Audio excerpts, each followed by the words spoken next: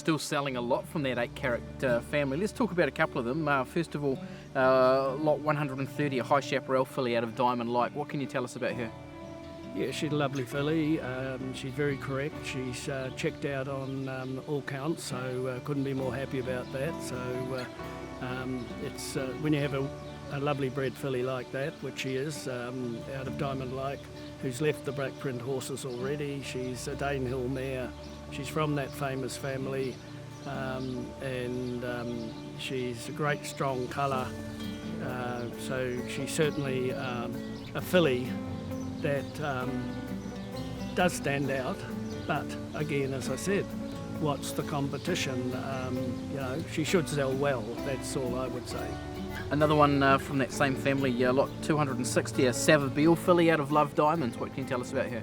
Yeah, that's a filly that will make a magnificent 3-year-old. She's got a lot about her, about the family, the 8-carat family, but you can see a lot of Savabeel and there's a Beal blood coming through in her as well. She's a lengthy filly, deep-bodied, great girth on her, and a great type, and I'd be surprised if she's the type of filly that she'll sell well. I have no doubts about that. Lot 312 out of Oasis Rose, another mare who went round in your colours. What's the attraction here? I think if he gets the right trainer, he wins the slipper. Tell us about him physically. Oh, very strong, powerful.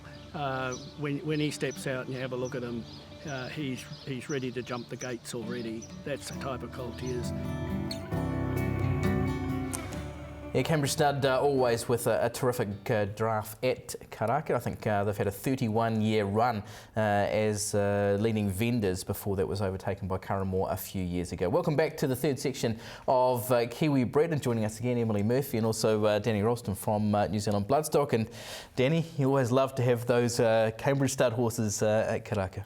Yeah, he's been a leader for so long in New Zealand, Sir Patrick, and we're just very thankful for his support of the National Yearling Sales once again. And once again, he's got a stallion like Tavistock who's absolutely firing. Yeah, he is. He's certainly going to be popular. He was popular at the Ready to Runs and at the sale last year, so we're expecting that once again he'll be very prominent in the sires table. What about those New Zealand stallions? We talk about Cambridge Stud also having Burgundy on the rise, Power who sold really well there last year, but outside those we've got a really strong New Zealand stallion sort of roster at the moment, don't we? Yeah, I think that the New Zealand breeding industry is in a very good place as far as the stallions at stud currently active.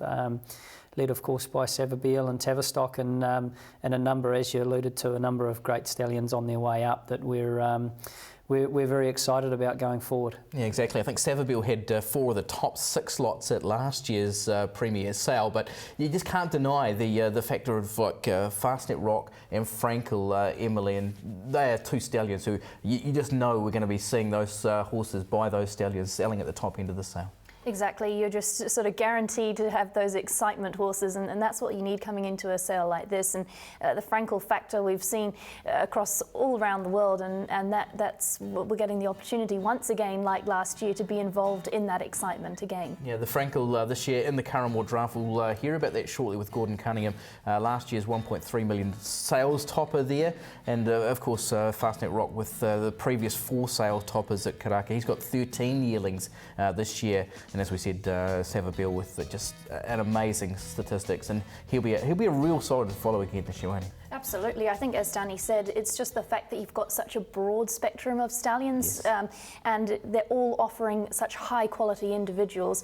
It really, it's something to sink your teeth into. You're not just sort of channeled into the one stallion. You can look across so many and play into all different ways into the sales. Yeah, and he's got some amazing types at Karaka this year as well. Last year's Frankel, as we said, was the sale topper at 1.3 million. Let's go and have a look at this year's Frankel, and he's a standout. It certainly is a privilege to offer a horse by Frankel, who is considered one of the greatest, and but even more importantly, since his first two-year-olds have run, he's done incredibly well. He's had 18 individual 2-year-old winners up north, 6 stakes winners. I think 10 of them won on debut. He sired most recently a horse in Japan called Soul Stirring, who became his first Group 1 winner. And by coincidence, she's also out of a Monson mare just like this colt. So I like the horse. He's a lovely athletic horse. He's a good sound horse, and he's a real character, and he certainly has a bit of X factor about him. Lot 173 is a Fastnet Rock colt out of Frustrating. This one, a grandson of Par 4. Absolutely. Look, he's certainly a high profile horse in their draft, given the deeds of the family he's come from. His granddam is without equal at the moment in terms of her status as a broodmare, with Tiger Tease and etc. Of course, Super Easy as well. I think she's had five stakes winners, and this colt, being out of a Stravinsky mare, is bred on the same cross as Machine, who was also by Fastnet Rock. Look, he actually reminds me of Heroic Valor, this horse. He's a lovely big bay horse, got a great head on him, stands over plenty of ground. He's nice and light in his shoulder, and he just moves really impressively, so I think he's a very good prospect. An amazing draft as always from Curramore Stud. They've led the sale in the past, and Danny, we heard from Gordon Cunningham there. He's just such a professional vendor. Yeah, he's a very good salesman. He's a very, very loyal supporter of New Zealand Bloodstock, and he certainly does a great job there on sale day for us. Yeah, he's a tireless worker too. We're just wondering how he fits it all in. Absolutely. He's definitely robs the clock. Okay, yeah. Well, we're going to have a look through. I think we've looked at all the yearlings we want to have a look at the top picks for the sale. Danny, we're going to put the asset on you first. Sure. Okay. Well, I've taken 5 there that I'd like to follow through. Obviously, the full brother there to Sham Express. I was out there viewing him on his arrival in Auckland, and he's a top colt, so I'm expecting him to sell very well. The Savabeel filly out of Daffodil. We've been billing this sale has been very, very strong on fillies, and here's a filly with an outstanding pedigree. We saw her reviewed there on the video before, and she's a great type and a great mover and very athletic. Onto the next filly there, the High Chaparral Diamond-like filly. Bit similar, we looked at her on video, another top filly.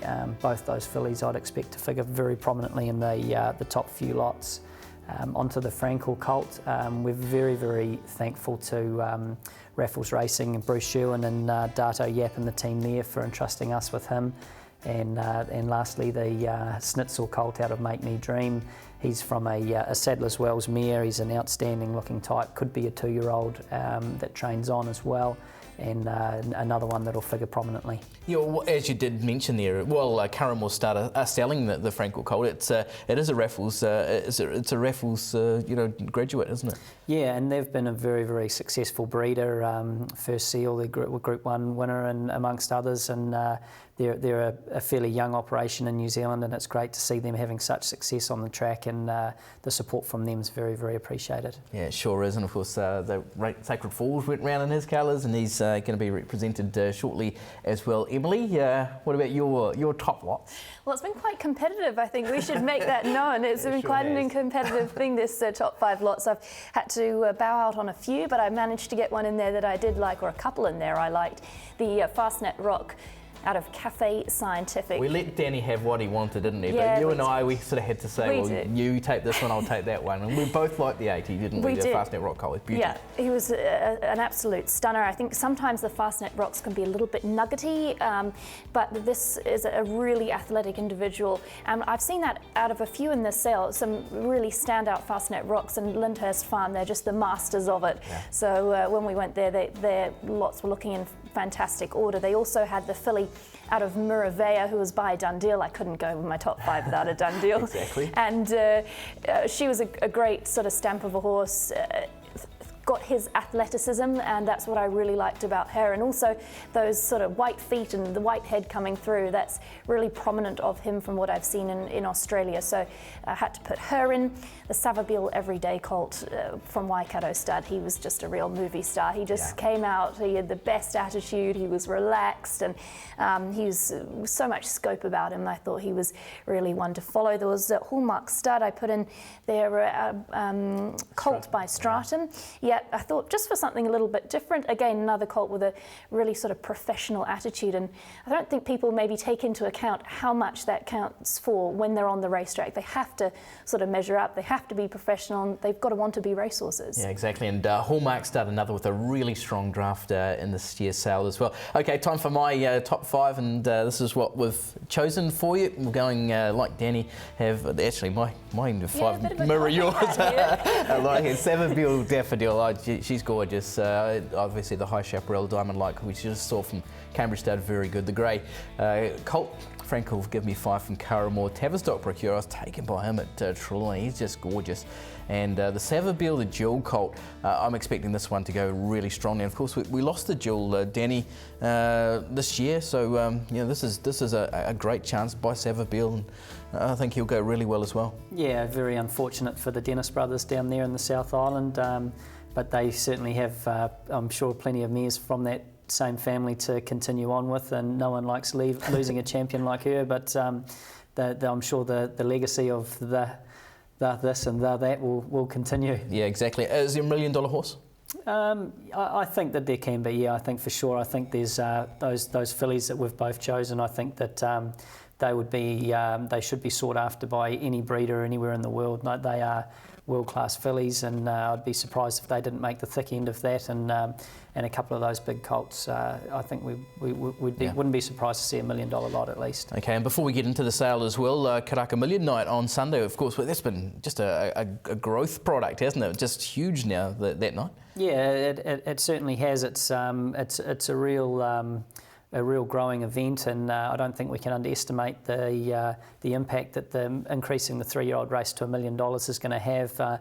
Obviously, we started with the 2-year-old race, which we've already seen the benefit of, and I think with that 3-year-old race going up, I mean, that's what we're famous for, that's what we do best, and we're really going to start reaping the rewards as a sale company and breeders in New Zealand through that. Thanks for giving up your time, Danny, and to you, Emily, as well. We'll see you as part of the sales coverage, which begins 9:30 with the preview on Monday, and of course you and myself, along with Karen Fenton-Ellis and Shane Anderson, and of course day 2, the preview at 9:30 as well. You can catch that on TAB Trackside 1 Channel 62, and also part of the racing.com coverage as well, Emily. Yeah, I can't wait to sort of sink our teeth into that. You've got the Karaka Million the night before, and then you've got those 2 days of sort of wonderful sales coverage. So yeah, it's going to be a really fun week to look forward to. Yeah, well, thank you for both, also to Andrew Birch, to Rodney Schick, Mark Chittick, and also to Sam Williams as being part of our coverage here in the preview show of Kiwi Bred's Road to Karaka. We'll see you with the sales coverage from next Monday.